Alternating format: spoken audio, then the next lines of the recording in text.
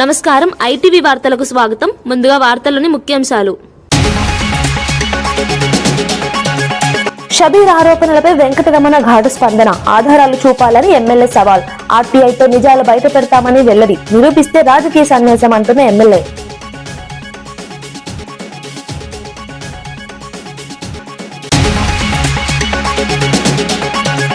కాపులపై అవమానం అంటూ ముద్రగడ విమర్శ. బానిసలుగా చూడొద్దంటూ ఘాటు వ్యాఖ్యలు. కాపుల గౌరవం కోసం పోరాటం కొనసాగిస్తామని వ్యాఖ్య. చంద్రబాబుపై తీవ్ర ఆరోపణలు చేసిన ముద్రగడ.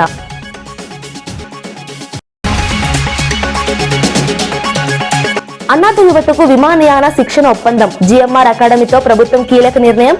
2026 నుంచి శంషాబాద్ లో శిక్షణ ప్రారంభం. అనాథలకు ఉద్యోగ అవకాశాల దిశగా అడుగు.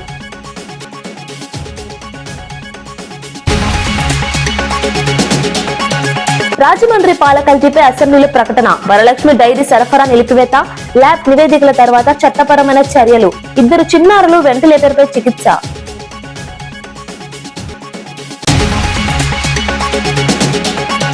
మున్సిపల్ ఎన్నికలు డ్రామా అంటూ విమర్శలు. దావోస్ పర్యటనపై వివరాలు చెప్పాలన్న డిమాండ్. అభివృద్ధిపై స్పష్టత లేదన్న ఆరోపణ. ప్రజలను తప్పుదోవ పట్టిస్తున్నారన్న విమర్శ.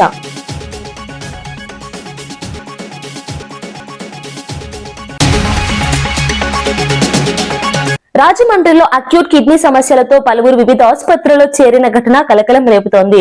ర్యాపిడ్ యాక్షన్ టీమ్ తో కలిసి అధికారులు సర్వే నిర్వహించారు. ఇప్పటి వరకు 12 మందికి పాల ద్వారా ఇన్ఫెక్షన్ సోకినట్లు అనుమానం వ్యక్తమవుతుంది. సంబంధిత పాలు విక్రయదారుడిని అదుపులోకి తీసుకున్నారు. ఆయన 106 కుటుంబాలకు పాలు సరఫరా చేసినట్లు గుర్తించారు. ఇప్పటికే 73 రక్త నమూనాలు సేకరించగా మిగిలిన వాటిని సాయంత్రానికి తీసుకుంటామని తెలిపారు. అనిమల్ హస్బెండరీ అధికారులు 46 మంది రైతుల వద్ద నుంచి 46 పశువుల నమూనాలు సేకరించారు. ఇప్పటి వరకు 4 మరణాలు సంభవించినట్లు ధృవీకరించారు. ముఖ్యమంత్రి చంద్రబాబు పరిస్థితిని నిరంతరం పర్యవేక్షిస్తూ అవసరమైన వైద్య సహాయాన్ని అందించాలని అధికారులకు ఆదేశాలిచ్చారు. పూర్తి స్థాయి ల్యాబ్ నివేదికల అనంతరం తదుపరి చర్యలు తీసుకుంటామని వెల్లడించారు.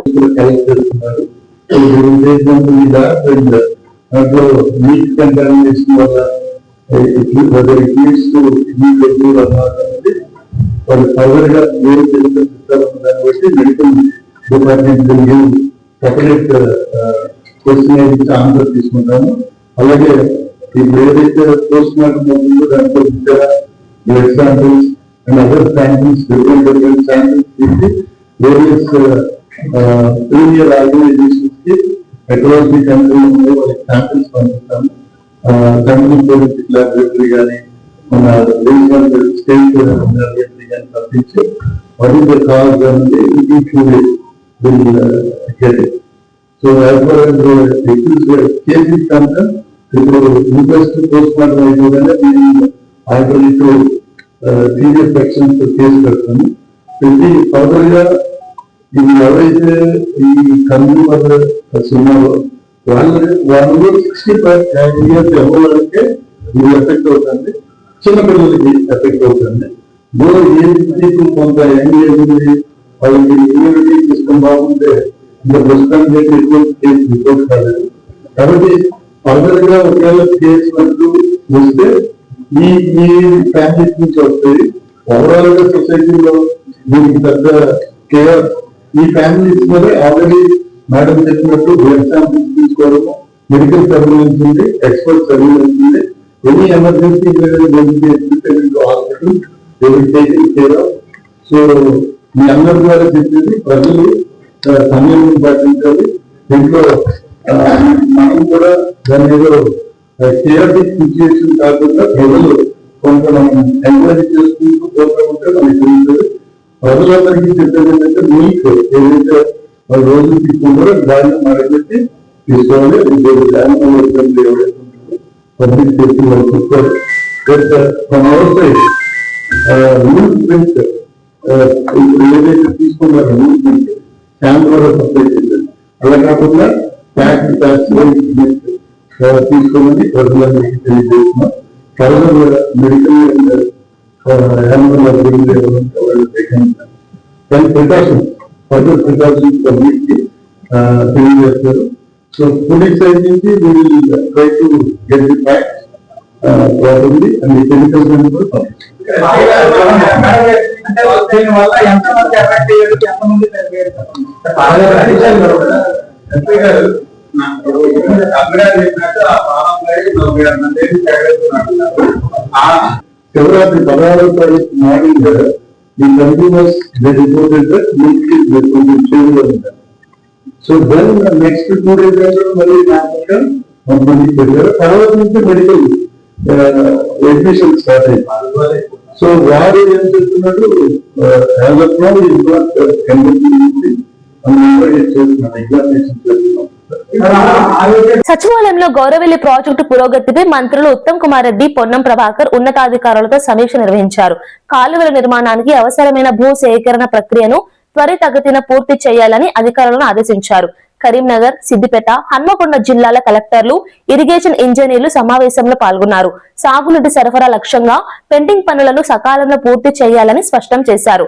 చట్టపరమైన అడ్డంకులను అధిగమించి ప్రాజెక్టును పూర్తి చేయాలని పేర్కొన్నారు. రైతులకు త్వరగా నీరు అందేలా చర్యలు తీసుకోవాలని సూచించారు. పనుల పురోగతిని నిరంతరం పర్యవేక్షిస్తూ సమయపాలన పాటించాలని మంత్రులు అధికారులకు దిశానిర్దేశం చేశారు. కాంగ్రెస్ నేత షబీర్ అలీ చేసిన అవినీతి ఆరోపణలపై కామారెడ్డి ఎమ్మెల్యే వెంకట రమణారెడ్డి ఘాటుగా స్పందించారు. రాజకీయ ప్రయోజనాల కోసమే తనపై తప్పుడు ఆరోపణలు చేస్తున్నారని విమర్శించారు. నిజానిజాలు తెలుసుకునేందుకు ఆర్టీఐ ద్వారా దరఖాస్తు చేశామని తెలిపారు. ప్రభుత్వంలో ఉన్న మీరు 2 నిమిషాల్లోనే వాస్తవాలు బయట పెట్టవచ్చని ప్రశ్నించారు. మంత్రిగా ఉన్నప్పుడు సంబంధిత డాక్యుమెంట్లు ఎందుకు క్లియర్ చేయలేదని నిలదీశారు. ఆధారాలు లేకుండా ఆరోపణలు చేయడం సరికాదన్నారు. తనపై చేసిన ఆరోపణలు నిరూపిస్తే రాజకీయ సన్యాసం తీసుకుంటానని మరోసారి సవాల్ విసిరారు. ప్రజల ముందు నిజం వెలుగులోకి వస్తుందని ధీమా వ్యక్తం చేశారు. సలహాదారుగా ఉన్నారు, 2 నిమిషాల్లో డాక్యుమెంటేషన్ ఎంత తీసుకురావచ్చు. కానీ రచ్చ ఎందుకు గొడవ చేయాలి? రాజకీయ లబ్ధి కోసం చేస్తున్నటువంటి వ్యక్తే కానీ ఎన్నడూ కూడా ఇప్పటి వరకు చేసినటువంటి డాక్యుమెంటేషన్ క్లియర్ చేయాల్సిన బాధ్యత అప్పుడు 2004 నుంచి 9 దాకా మంత్రిగా ఉన్నారు. మరి అప్పుడు చెప్పొచ్చు కదా, అప్పుడు చేయలేదు. ఇవాళ ప్రభుత్వ సలహాదారుగా ఉన్నారు.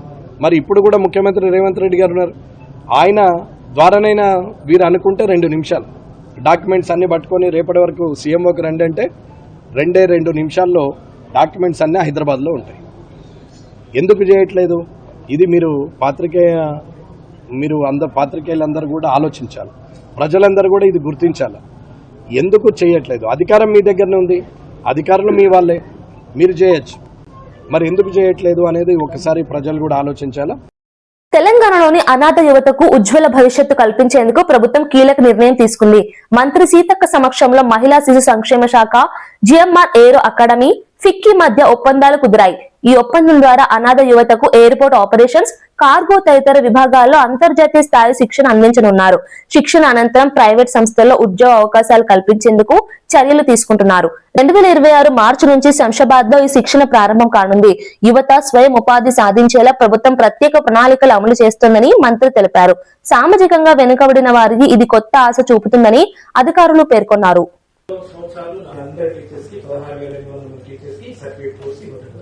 ఈ సర్టిఫికేట్ కోర్స్ తో వాళ్ళకి బయట ఉద్యోగాలు కూడా రావచ్చు. బికాజ్ ఈ హ్యూమన్ బీయింగ్ ఒక ఫస్ట్ 1000 రోజులు most important, first 1000. So this certification course will guide them not only here ma'am, వాళ్ళకి వేరే బయట కూడా మంచి ఆపర్చునిటీ. 20,000 ఖర్చు చేసి నడుపుతున్నాం మేడం. ఇక్కడ మన హైదరాబాద్ స్లమ్స్, అర్బన్ సెటిల్మెంట్స్ లో ఖర్చు స్టార్ట్ చేయాలి అంటే వాళ్ళు సపోర్ట్ చేయాలి. ఎందుకంటే కేరళ ఎన్నికల కోసం ఏఐసీసీకి 1000 కోట్ల రూపాయలు ఇస్తానని రేవంత్ రెడ్డి అన్నారంటూ మాజీ ఎమ్మెల్యే పెద్ది సుదర్శన్ రెడ్డి విమర్శించారు. ప్రాజెక్టులకు అదనపు ఖర్చుల పేరుతో ఎన్నిసార్లు నిధులు ఇచ్చారో ప్రజలకు చెప్పాలని డిమాండ్ చేశారు. ప్రజల డబ్బును రాజకీయ అవసరాలకు మళ్లించారని ఆరోపించారు. తమ ప్రభుత్వం అధికారంలోకి వచ్చిన తర్వాత అన్ని లెక్కలు బయట పెడతామని హెచ్చరించారు. రేవంత్ రెడ్డికి మళ్లీ చిప్పకూడు ఖాయమని తీవ్ర వ్యాఖ్యలు చేశారు. ప్రభుత్వ ఖజానా వినియోగంపై పూర్తి వివరాలు వెల్లడించాలని డిమాండ్ చేశారు. ప్రకటించినటువంటి దేవాదుల 2 సంవత్సరాలుగా పడావబడి ఉంటే, మోటార్లన్నీ సిలువెక్కుంటే, కరెంటు బిల్లు కట్టే దిక్కులేని స్థితిలో మీ ప్రభుత్వం ఉంటే, ఇవాళ హరీష్ రావు గారు వచ్చి అడుగు పెట్టగానే బీఆర్ఎస్ ఆందోళన వైపు అడుగు పెడదని చెప్పి భయంతో 24 గంటల్లోనే ముఖ్యమంత్రి పరుగో పరుగని హెలికాప్టర్లో వచ్చి అక్కడికి వచ్చి విహారయాత్ర చేసిండు. అది కేవలం ప్రకటనలు మాత్రమే. కాంట్రాక్టర్ల దగ్గర డబ్బులు దోపిడీ చేసేటువంటి ఒక మైండ్ గేమ్ మాత్రమే నిన్నటి పర్యటన. 100కు 100% నిజం. మొన్న ఏమన్నాడు, 1000 కోట్లు ఇస్తామన్నాడు తెలంగాణ నుంచి కాంగ్రెస్ అధిష్టానానికి. ఎక్కడికి అవి? కేరళలో జరిగేటువంటి ఎన్నికలకు ఏఐసిసి ఫండ్ ఎక్కడికి? ఇట్లా ఎన్నిసార్లు ఇచ్చినావు? ఎన్ని ప్రాజెక్టులకు 2.5 సంవత్సరాల్లో అదనపు ఖర్చు అని చెప్పి ఎన్నిసార్లు అనుమతులు ఇచ్చినవో ఖచ్చితంగా జైలుకు పోయి వచ్చిన రేవంత్ రెడ్డి మళ్ళీ నీకు చిప్పకూడు తప్పదు. రేపు వచ్చే ప్రభుత్వం మాదే, ఖచ్చితంగా అన్నిటిపైన విచారణ ఉంటది. యనమదుర్రు డ్రైన్ పరిస్థితిపై మంత్రి నిమ్మల రామానాయుడు కీలక వివరాలు వెల్లడించారు. మొత్తం 54 ఇన్లెట్లలో 46 ఇన్లెట్లు శిథిలావస్థలో ఉన్నాయని తెలిపారు. గత వైసీపీ పాలనలో 5 ఏళ్ల పాటు నిర్వహణ కోసం 200 కోట్లు ఖర్చు చేశారని, అయినప్పటికీ పరిస్థితి దారుణంగా మారిందన్నారు. తమ ప్రభుత్వం అధికారంలోకి వచ్చిన మొదటి సంవత్సరంలోనే 708 కోట్ల నిధులు మంజూరు చేశామని స్పష్టం చేశారు. డ్రైన్ పునరుద్ధరణ పనులు వేగంగా కొనసాగుతున్నాయని తెలిపారు. వరద ముప్పును తగ్గించేలా శాశ్వత పరిష్కార చర్యలు చేపడుతున్నామని చెప్పారు. ప్రజలకు ఇబ్బందులు కలగకుండా ప్రాధాన్యతతో పనులు పూర్తి చేస్తామని వెల్లడించారు. 54 ఇన్లెట్స్ ఉన్నాయి అధ్యక్ష. 54 ఇన్లెట్స్ లో అందులో 46 శిథిల వ్యవస్థలో ఉన్నటువంటి పరిస్థితి అధ్యక్ష. మరి ఈ రకంగా ఈ మేజర్ గా 90% ఇన్లెట్స్ పనిచేయకపోవడం వల్ల ఈ ఫ్లడ్ హెవీగా, అంటే దీని సామర్థ్యాన్ని మించి ఫ్లడ్ వస్తున్నప్పుడు ఆ ప్రాంతం అంతా కూడా మరి ఇటు పట్టణం కానీ అదేవిధంగా ఏదైతే ఈ యొక్క పొలాలు కానీ ఇవన్నీ కూడా ముంపుకు గురవుతున్నటువంటి పరిస్థితి అధ్యక్ష. 2019, 2024 5 సంవత్సరాల్లో ఆ రోజు ఎక్కడ కూడా ఓఎండ్ఎంకి సంబంధించి అంటే డీసిల్టింగ్ కానీ, లాకులకు కానీ, షట్టర్స్ కానీ, రోప్స్ కానీ 5 సంవత్సరాలు ఎక్కడ కూడా ఒక్క రూపాయి కూడా ఓఎండ్ఎంకి ఇవ్వనటువంటి స్థితిలో 2024లో మన ప్రభుత్వం వచ్చిన తర్వాత ఆ పనులన్నీ కూడా మనం చేయవలసినటువంటి బాధ్యత, బరువు పెరిగినటువంటి పరిస్థితి అధ్యక్ష. దాన్ని దృష్టిలో పెట్టుకుని మన ప్రభుత్వం అధికారంలోకి వచ్చిన తర్వాత మొదటి సంవత్సరంలోనే ఏదైతే జీవో 65 ద్వారా 79 కోట్లు 284 కోట్లు, అదేవిధంగా జీవో 269 ద్వారా 344 కోట్లు, అదేవిధంగా జీవో 569 ద్వారా 74.79 లక్షలు, అంటే మొత్తంగా మొదటి సంవత్సరంలోనే ఈ కూటమి ప్రభుత్వ అధికారంలోకి వచ్చాక మొదటి సంవత్సరంలోనే 10,310 పనులకు 708 కోట్ల రూపాయలు నిధులు మంజూరు చేశాం అధ్యక్ష. శ్రీకాకుళంలో కింజరాపు ఎర్రన్నాయుడు 69వ జయంతోత్సవాలను ఘనంగా నిర్వహించారు. ఎర్రన్నాయుడు తనయుడు కేంద్ర మంత్రి కింజరాపు రామ్మోహన్ నాయుడుతో పాటు కుటుంబ సభ్యులు, అభిమానులు, పార్టీ కార్యకర్తలు పాల్గొన్నారు. ఎర్రన్నాయుడు విగ్రహానికి పూలమాలలు వేసి నివాళులర్పించారు. ఆయన సేవలను స్మరించుకుంటూ నాయకులు ప్రసంగించారు. రాజకీయ రంగంలో ఆయన చేసిన కృషి తరతరాలకు ఆదర్శమని పేర్కొన్నారు. ప్రజాసేవకు జీవితాన్ని అంకితం చేసిన నాయకుడిగా ఎర్రన్నాయుడు గుర్తుండిపోతారని తెలిపారు. కార్యక్రమంలో పెద్ద సంఖ్యలో కార్యకర్తలు హాజరయ్యారు. ఇక్కడ కూడా పెద్ద ఎత్తున అభివృద్ధి జరగాలి, మన యువకులు వలసలు వెళ్లకుండా ఇక్కడే స్థానికంగా ఉద్యోగాలు చేసుకునే అవకాశం ఉండాలని ఆయన చాలా రకాలుగా ప్రయత్నం చేసేవారు. పోర్టు పనులు కూడా చాలా శరవేగంగా చేస్తున్నాం. అలాగే ఒక ఫస్ట్ షిప్ కూడా అక్కడ భర్తీ చేసి టెస్టింగ్ కూడా దాన్ని చేశాం. ఇంకా రానున్న కాలంలో పోర్ట్ యాక్టివిటీ కూడా పెరిగితే చాలా మంది మత్స్యకారులు కానీ, యువకులు, ఇంజనీరింగ్, స్కిల్లింగ్ చేసిన వాళ్ళందరూ కూడా దూర ప్రాంతాలు వెళ్తున్నారు. పోర్టులకే ముఖ్యంగా వెళ్లి పనులు చేస్తున్నారు. చెన్నై కానీ, గుజరాత్ కానీ, వాళ్ళందరికీ కూడా స్థానికంగానే ఇక్కడే పనులు చేసే అవకాశం కూడా దక్కుతుంది. ఇలా ఈ 2 విషయాలు, ఎందుకనంటే మిగిలినవన్నిటి మీద కూడా దృష్టి పెడుతున్నాం. జిల్లాలో అభివృద్ధి కార్యక్రమాలు అంచెలంచెలుగా పెంచుకుంటూ ముందుకు వెళ్తున్నాం. కానీ ముఖ్యంగా దృష్టి పెట్టాల్సినటువంటిది మన సాగునీరు మీద, ఉద్యోగాల మీద. కాబట్టి ఆ 2 కూడా ప్రస్తావించి ఎర్రన్నాయుడు గారి ఆశయాలుగా వాటి 2 మీద ఈరోజు కేంద్ర మంత్రి స్థానంలో ఉన్నాను కాబట్టి ప్రత్యేకమైనటువంటి దృష్టి పెట్టి జిల్లా అభివృద్ధి కోసం నా వంతుగా నేను కృషి చేయడం కూడా జరుగుతుంది. రాజమండ్రి పాల కల్తీ ఘటనపై అసెంబ్లీలో వైద్య ఆరోగ్య శాఖ మంత్రి సత్యకుమార్ ప్రకటన చేశారు. ప్రాథమిక పరీక్షల్లో యూరియా, సీరం క్రియేటిన్ స్థాయిలు పెరిగినట్లు గుర్తించామని తెలిపారు. వరలక్ష్మి మిల్క్ డైరీ నుంచి పాల సరఫరాను నిలిపివేశామని స్పష్టం చేశారు. మరణించిన వారు 58 ఏళ్లకు పైబడిన వారని గుర్తించామని చెప్పారు. 2 చిన్నారులు వెంటిలేటర్ పై చికిత్స పొందుతున్నారని వెల్లడించారు.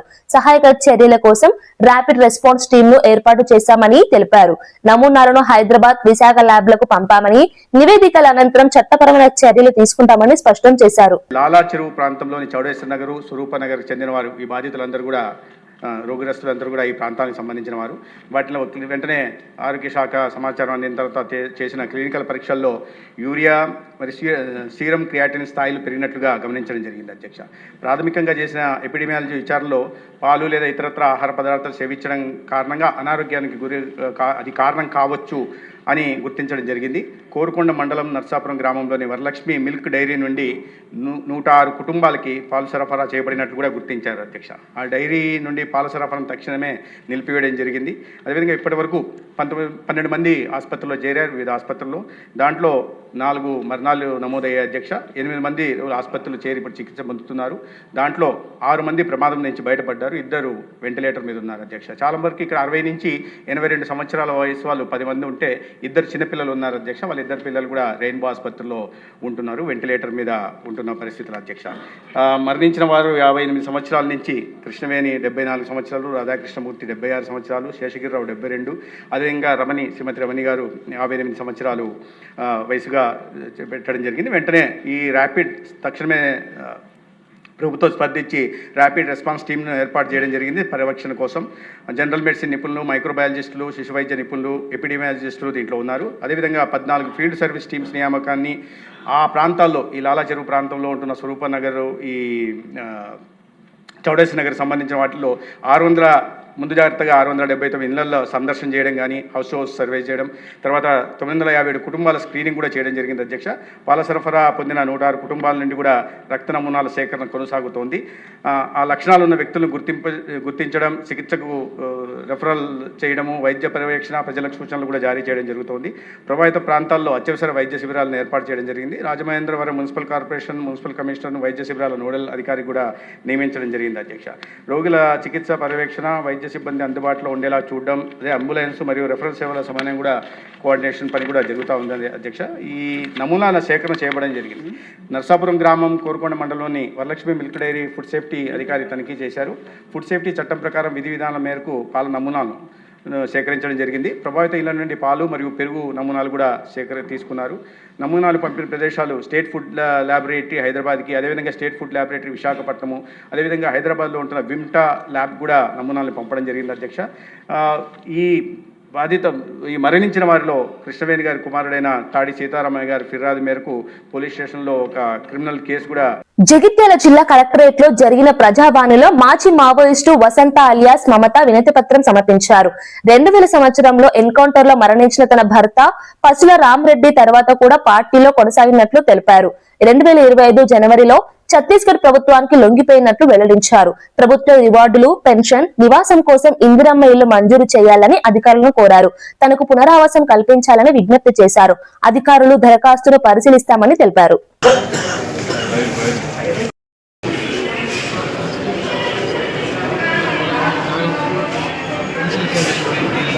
నా పేరు పసుల వసంత, నా భర్త పేరు పసుల రామరెడ్డి. నేను 40 సంవత్సరాల కింద పీపుల్స్ వార్ పార్టీలకు పోయిన 1 ఇయర్ కింద నేను ఛత్తీస్గఢ్లో సరెండర్ అయ్యి అప్పటి నుంచి ఇప్పటిదాకా నాకు పార్టీలో పనిచేసిన అక్కడ ఛత్తీస్గఢ్లో రివార్డు ఇస్తానన్నారు, అక్కడ ఇవ్వలేదు. ఇక్కడ తెలంగాణ కూడా రివార్డు ఇస్తానని ఇక్కడ కూడా నాకు రివార్డు రాలేదు. అట్లా నాకు ఉండటానికి కూడా ఇల్లు లేదు, జాగా లేదు. ఉన్న ఇల్లు కూడా అంత కూలిపోయింది. నాకు ఒక పాప, ఆ పాప కూడా ఉద్యోగం ఇస్తా అని నేను కోరుకుంటున్నాను, ఉద్యోగం ఇవ్వాలని. అట్లా నాకు పెన్షన్ కూడా లేదు. ఇట్లా నేను కోరుకుంటున్నా ప్రభుత్వం ఇస్తుందని. ఒక నన్ను అక్కడ ఛత్తీస్గఢ్లో ఉన్న పార్టీలో మమత నా పేరు, ఇక్కడ వసంత. నేను 40 సంవత్సరాలు ఫస్ట్ పీపుల్స్ వారు ఉండే పార్టీ వచ్చినప్పుడు 30 సంవత్సరాలు కింద పిల్లలు కాదమ్మా. మన ఎందుకు వచ్చారు, ఏడికి వచ్చారు మీరు ఇప్పుడు? నేను ప్రజావాణిలో ఇక్కడ వచ్చిన సార్ కలెక్టర్ దరఖాస్తు ఇచ్చడానికి వచ్చింది. అక్కడ అడిగితే కూడా ఇప్పుడప్పుడు అలాంటి 5 సంవత్సరం ఇస్తారు. ఎవరు మీది? అది కొరుట్ల అంబేద్కర్. నా పేరు పసుల కృష్ణప్రసాద్. ఈమె పసుల వసంతమ్మ మా సొంత చిన్నమ్మ. పసుల రామరెడ్డి మా సొంత చిన్న ఆయన. 1975లో ఆయన పీపుల్స్ వార్ పార్టీలో వెళ్ళిపోవడం జరిగింది. ఆ తర్వాత ఆయన అరెస్ట్ అయ్యి ఇంటికి వచ్చినాక 1 year ఉన్న తర్వాత ఈమె మా చిన్నమ్మ కూడా 1983-84 ప్రాంతంలో ఆయన బాటనే బట్టి వెళ్ళిపోవడం జరిగింది. ఆ తర్వాత 40-42 సంవత్సరాల తర్వాత పదే పదే కాపులనే టార్గెట్ చేసి చంద్రబాబు అవమానిస్తున్నారని ముద్రగడ ఆరోపించారు. కాపులు బానిసలుగా బతకాలనే భావన ఉందేమోనని ప్రశ్నించారు. తనను తన కుటుంబాన్ని తీవ్రంగా అవమానించారని మండిపడ్డారు. మా కుటుంబాలకు జరిగిన ఘటనలు చంద్రబాబు ఇంట్లో జరిగితే ఎలా ఉంటుందని వ్యాఖ్యానించారు. మేము బానిసలం కాదని ఇక్కడే పుట్టి పెరిగామని స్పష్టం చేశారు. కాపుల గౌరవాన్ని కాపాడేందుకు పోరాటం కొనసాగిస్తామని తెలిపారు. ముందుసారి అయితే రాంబాబు గారి లాగా నన్ను, నా భార్యని, నా కోడలని, కొడుకుని కూడా నీచాతినీచంగా కొట్టించడం, తిట్టించడం, లంజా రావే జుట్టు మెలిదిప్పి ఖండించడం పోలీసుల చేత చేయించిన మహానుభావుడు చంద్రబాబు నాయుడు గారండి. ఈరోజు ఇదే పరిస్థితి రాంబాబు గారు జరిగింది. నేను ముఖ్యమంత్రి గారిని ఒకటి కోరుకుంటున్నాను, అయ్యా ఈరోజు కాకపోతే రేపైనా మాకు జరిగిన అవమానం లాంటిది మీ మేడం గారికి, మీకు, మీ కోడల గారికి, మీ అబ్బాయి గారికి జరిగితే మీ ఫీలింగ్స్ ఎలా ఉంటాయో చెప్పాలని నేను కోరుకుంటా ఉన్నానండి. మేము బానిసలు కాదన్నయ్యా, పాకిస్తాన్ నుంచో ఆఫ్ఘనిస్తాన్ నుంచో వలస రాలేదన్నయ్యా, ఇక్కడే పుట్టాం, ఇక్కడే పెరిగామండి. కానీ నీచాతినీచంగా మమ్మల్ని చూడటం, బాధించడం బాధగా ఉందని ముఖ్యమంత్రి గారు. మున్సిపల్ ఎన్నికలను కాంగ్రెస్ నాయకులు డ్రామాలా నడిపించారని ఎమ్మెల్యే ఆరోపించారు. ఎన్నికల ముందు తర్వాత భిన్నంగా వ్యవహరించారని విమర్శించారు. మున్సిపాలిటీల అభివృద్ధిపై ఒక్కరోజు కూడా స్పష్టత ఇవ్వలేదన్నారు. డైవర్షన్ రాజకీయాలతో ప్రజల దృష్టి మార్చారని పేర్కొన్నారు. దావోస్ పర్యటన ద్వారా రాష్ట్రానికి వచ్చిన పెట్టుబడులపై వివరాలు చెప్పలేదని ప్రశ్నించారు. ప్రజలను తప్పుదో పట్టించే ప్రయత్నం చేస్తున్నారని ఆరోపించారు. ప్రభుత్వం పారదర్శకంగా వ్యవహరించాలని డిమాండ్ చేశారు. అతి తొందరలో అని చెప్పినారు. సరే, ఫిబ్రవరిలో నిజానికి చెప్పాలంటే రేపటి నుంచి మా ఇంటర్మీడియట్ పిల్లలకి ఎగ్జామ్స్, రేపే ఇంటర్మీడియట్ పిల్లలకి ఎగ్జామ్స్.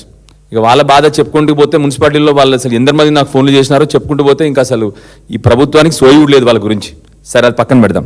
Election start. ఈ లోపల ఏం జరుగుతుంది? హరీష్ రావు గారు సింగరేణి కాలేజ్లో జరుగుతున్న అవినీతి గురించి ప్రెస్ మీట్ పెడతారు. వెంటనే ఏం చేయాలి? మున్సిపల్ ఎలక్షన్లు వస్తా ఉన్నాయి, ప్రజల దృష్టి మరల్చాలి, ప్రజల అటెన్షన్ డైవర్ట్ చేయాలి. ఏం చేయాలి? ఇమ్మీడియట్ గా 19th రోజు SIT summons Siddipet MLA Harish Rao in phone tapping case. 26 నెలలైంది ఇదే కథ నడుస్తూ ఉంది. 19వ తారీఖు నాడు హరీష్ రావు గారిని సిట్ సమన్ చేస్తుంది. దేని గురించి?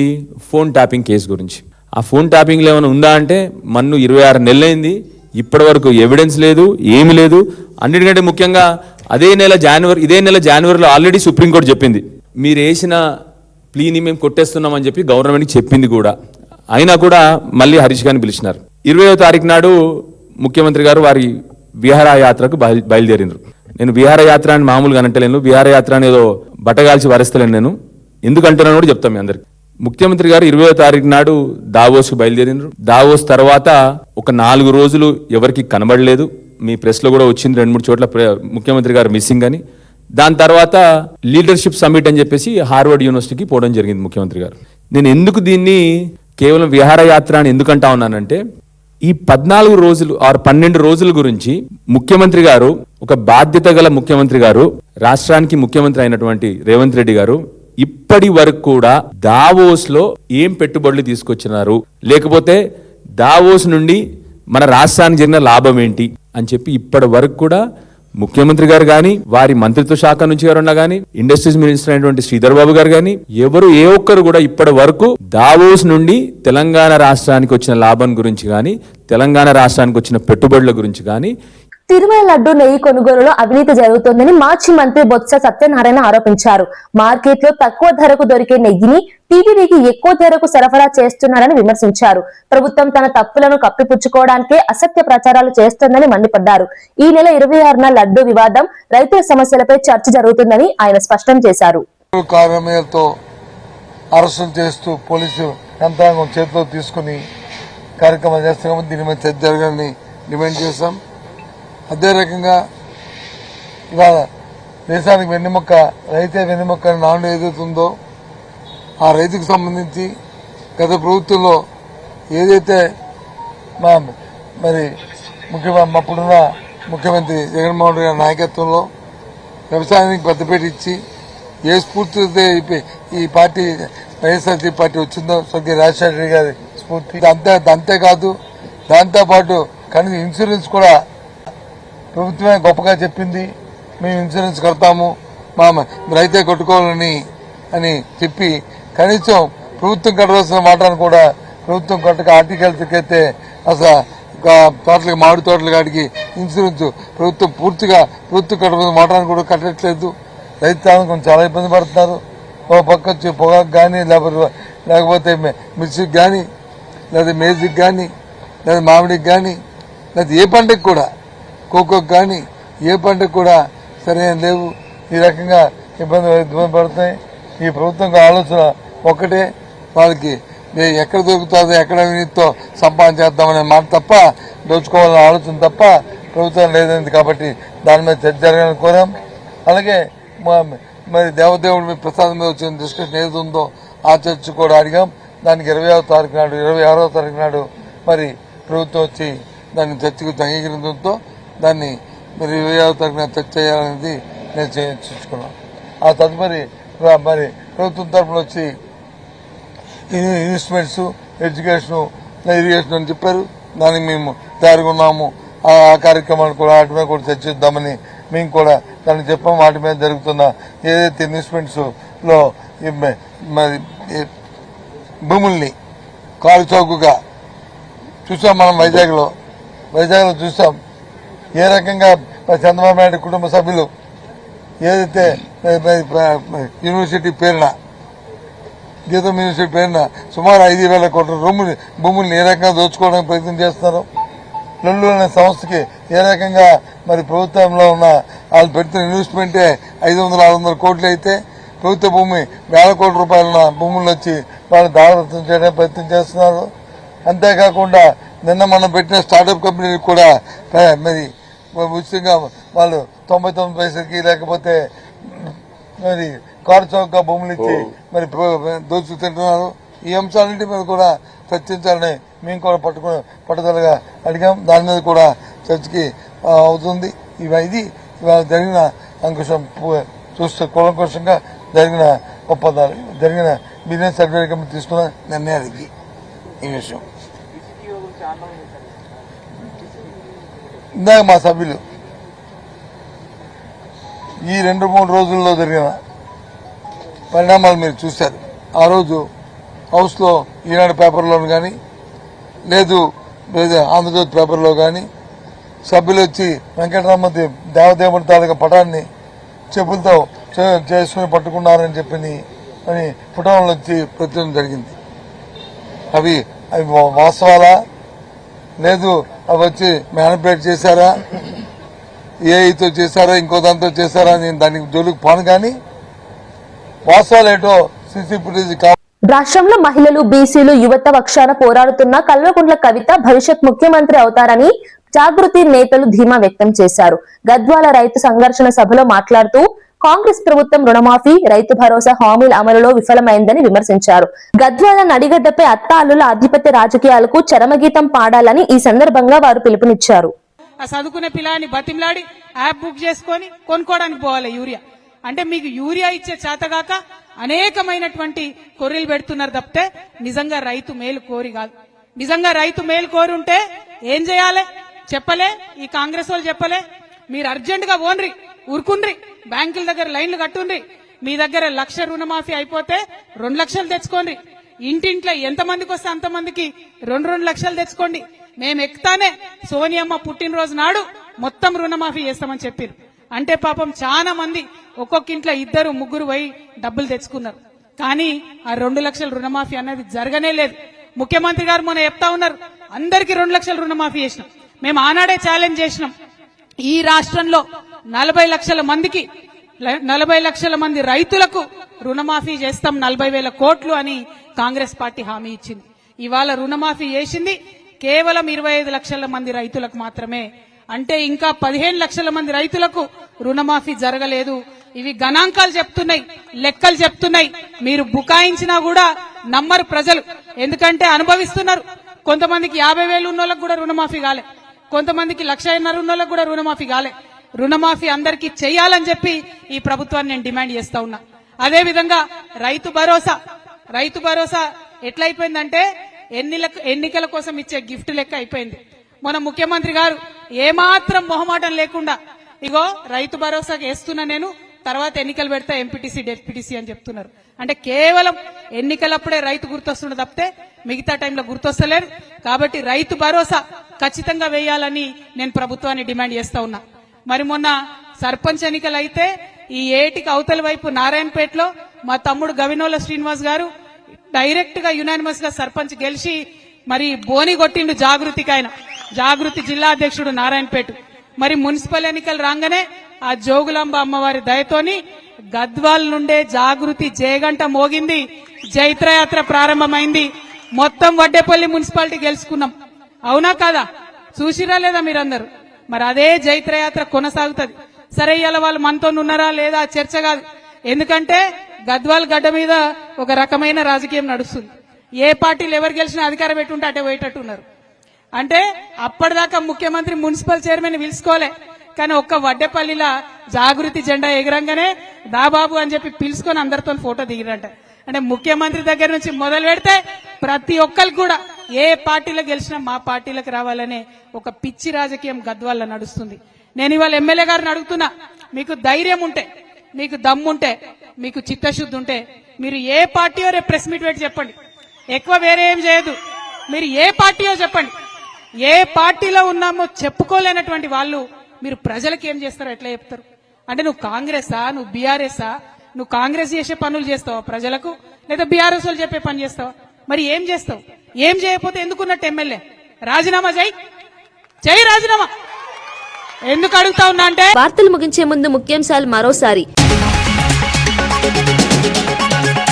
షబీర్ ఆరోపణలపై వెంకటరమణ ఘాటు స్పందన, ఆధారాలు చూపాలని ఎమ్మెల్యే సవాల్, ఆర్టీఐతో నిజాలు బయట పెడతామని వెల్లడి, నిరూపిస్తే రాజకీయ సన్యాసం అంటున్న ఎమ్మెల్యే.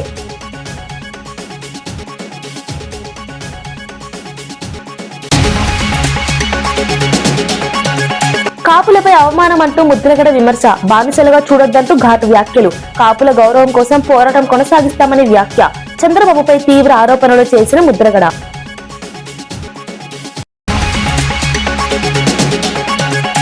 అనాథ యువతకు విమానయాన శిక్షణ ఒప్పందం, జిఎంఆర్ అకాడమీతో ప్రభుత్వం కీలక నిర్ణయం, 2026 నుంచి శంషాబాద్ లో శిక్షణ ప్రారంభం, అనాథలకు ఉద్యోగ అవకాశాల దిశగా అడుగు.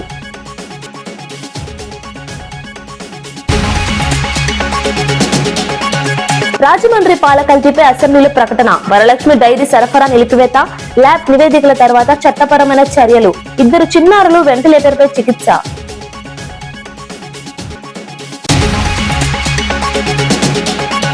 మున్సిపల్ ఎన్నికలు డ్రామా అంటూ విమర్శలు, దావోస్ పర్యటనపై వివరాలు చెప్పాలన్న డిమాండ్, అభివృద్ధిపై స్పష్టత లేదన్న ఆరోపణ, ప్రజలను తప్పుదోవ పట్టిస్తున్నారన్న విమర్శ.